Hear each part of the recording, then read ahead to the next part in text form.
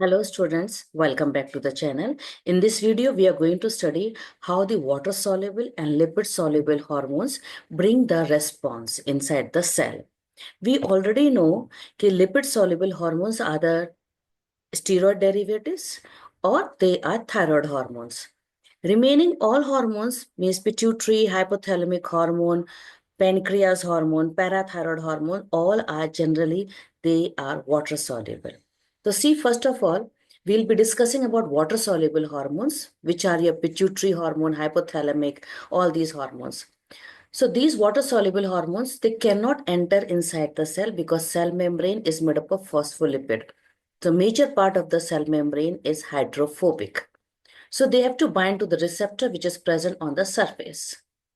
Now these receptors, they can be transmembrane proteins. So when the water soluble hormone binds to these receptors, so this hormone work as a first messenger. It work as a first messenger and it result in the production of the second messenger inside the cell so that the specific response can be initiated. Generally, the second messenger which is used is cyclic AMP, IP3 and calcium. Understand the diagram. For example, from the blood capillary, this is the hormone which is coming. So this hormone work as a first messenger. It binds to the receptor molecule. And this hormone is binding to the receptor molecule because it is water soluble. So what it is doing, it is activating the G protein. G protein is activating another enzyme, adenylate cyclase, which convert ATP into CAMP. Now, CAMP is a second messenger which will activate another enzyme, for example, protein kinase. This activated protein kinase cascade effect will be there and it will then convert the protein, means it will do the phosphorylation of the millions of the proteins. Now, what happens in case of lipid soluble?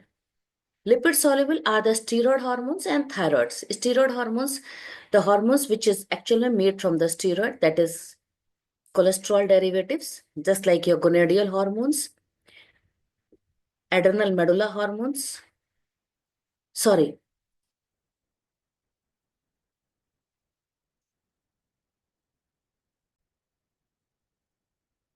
Because steroid hormones, they are the gonadal hormones. Okay, and they are the one which is coming from adrenal cortex, cortisol. Okay, as well as the thyroid hormones, they are the one which are lipid soluble. So what happened, these lipid soluble hormones, they can diffuse from the blood and they enters into the cell. Through the plasma membrane, they can enter. Inside the cell, what will happen? They will bind to the receptors, which can be located either in the cytosol or in the nucleus. Now, this complex, receptor hormone complex, will then control the gene expression. Okay. For example, they have to produce a desired protein. So DNA will be transcribed, new messenger RNA is made. It will then go for the protein formation and finally the desired effect will be there. Means desired physiological response will be there. Now see the diagram. This is the hormone. It is lipid soluble hormone that is able to diffuse inside the cell. And inside the cell, this is a receptor present inside the nucleus. So this receptor hormone complex is made. Clear? And then it will activate the particular gene. This gene expression will be switched on to make messenger RNA, which goes out from the nucleus to result in the formation of desired protein so that cell can control the physiological activity. So I hope so you are able to understand how the lipid soluble and water soluble produce a desired effect or desired physiological response to the target cell.